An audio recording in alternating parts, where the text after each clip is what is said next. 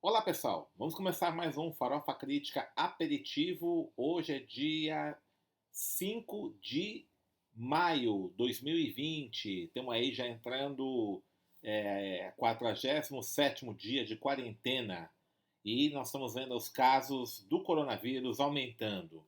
Mas nesse Farofa Crítica Aperitivo eu quero falar o seguinte para vocês, né? Vamos conversar um pouquinho se o coronavírus ele é democrático, como algumas pessoas comentam, né, um vírus que atinge todas as classes sociais. Nós vamos defender aqui a ideia que ele não é democrático, embora ele tenha aí, né, atingido todos os segmentos sociais, mas, né, as consequências são diferentes e vamos observar, e os dados têm mostrado isso, que o coronavírus atinge principalmente, né, tem levado ao óbito principalmente as pessoas da periferia, são os que mais estão sofrendo com a disseminação do coronavírus, né? Então, vamos falar um pouquinho sobre isso. Aqui estão os distritos em São Paulo onde o número de mortalidade pelo coronavírus, de mortes pelo coronavírus, são maiores. Né? O distrito da Brasilândia, na zona norte de São Paulo, Sapopemba e São Mateus, na zona leste. Tem também Tiradentes, Grajaú, enfim, distritos que estão nas franjas da sociedade. Então, os dados mostram que a letalidade do coronavírus ele é maior nas regiões periféricas, onde mora a maior parte, população negra, população pobre, população com as rendas mais baixas, né? E aqui um dado interessante, né, que demonstra um pouco as desigualdades aí em relação à saúde pública em São Paulo, é o número de leitos hospitalares por população nos distritos de São Paulo.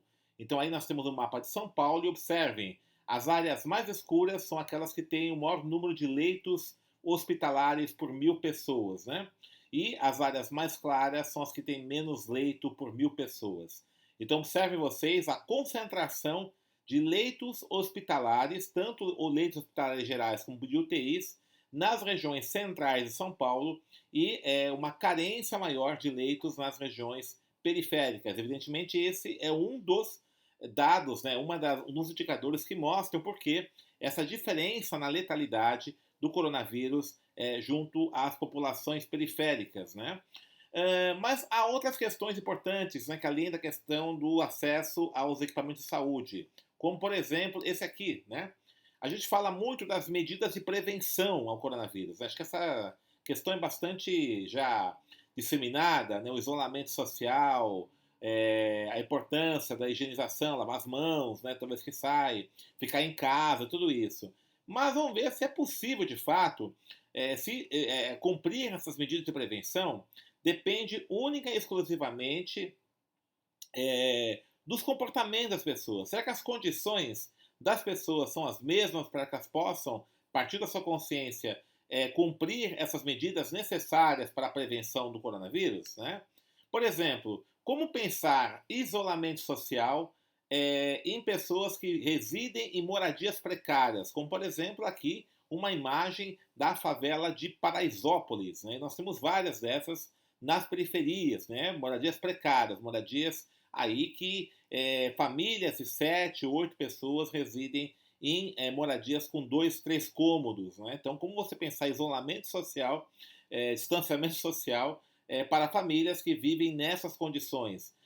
Muitas vezes sem acesso a saneamento básico, o que dificulta, por exemplo, nós pensarmos aí a medidas de higiene, né, que são necessárias. Enfim, né, essas condições têm que ser levadas em consideração quando a gente vai pensar, né, a questão das medidas sanitárias. Aqui mais um indicador do porquê a letalidade do coronavírus é maior nos bairros periféricos, além do acesso aos equipamentos de saúde. Né?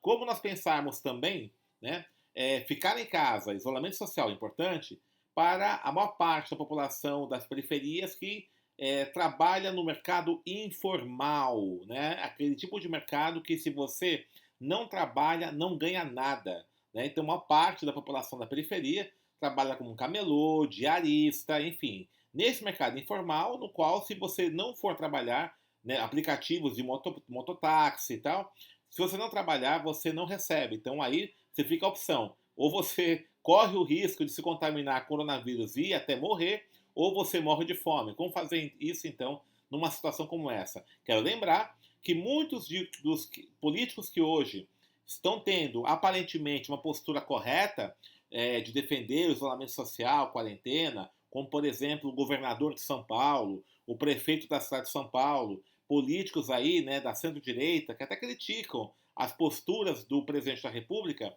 mas quero lembrar que vários desses políticos, desses partidos políticos, desses políticos que estão aí nos governos, apoiaram a desregulamentação do mercado de trabalho, né, do fim das leis trabalhistas, o que levou muita gente, então, a se submeter às regras duras, draconianas do trabalho informal. Então, são essas pessoas que estão indo trabalhar, não por falta de consciência, mas muitos porque não tem outra alternativa a não ser arriscar-se para poder ganhar, garantir o seu ganha-pão de cada dia, né?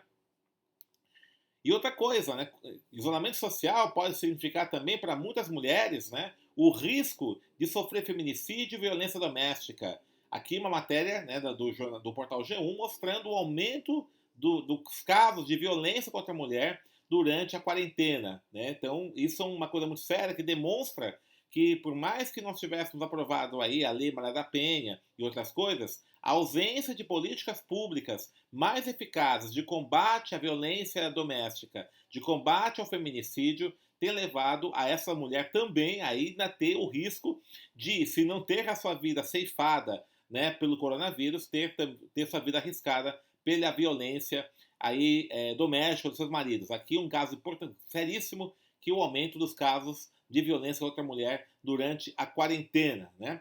Então veja, é tudo isso que está acontecendo e o discurso do presidente Bolsonaro, né, não é só genocida, não é só desumano, não é só assassino porque ele defende o fim da quarentena, mas também porque ele é o principal responsável pela intensificação desses mecanismos de violência estrutural que a população pobre, periférica, a população preta sofre. Ele é o principal responsável pela desregulamentação mais intensa das leis trabalhistas, que levou boa parte da população ao mercado informal. Ele é o principal responsável pela política econômica, que levou milhares de pessoas ao desemprego, e alguns vão, então, portanto, tentar ganhar vida no mercado informal também, na situação bastante precária.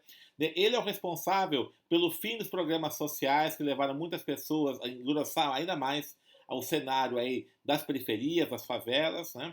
Ele tem feito um discurso de apologia à violência, que tem intensificado, incentivado o aumento da violência doméstica. Enfim, né, esse governo não é só irresponsável porque ele está indo contra o discurso científico, né, as narrativas científicas da seriedade do coronavírus. Mas o que nós estamos vivendo, da periferia ser o principal alvo desse vírus, é por conta das políticas econômicas, sociais tocadas por esse governo. Não foi ele que começou, evidentemente, mas ele intensificou e ele incentiva. Então, o caráter genocida do Jair Bolsonaro decorre por todos esses vetores, né? Por isso é muito importante, não só nós aqui defendermos, né, o afastamento, né, a oposição ao governo Bolsonaro, mas também que a gente mobilize para buscar novas políticas públicas que consigam minimizar o sofrimento dessa população da periferia, né? E aqui eu quero fazer um destaque para o projeto de lei, né, para a proposta, projeto de lei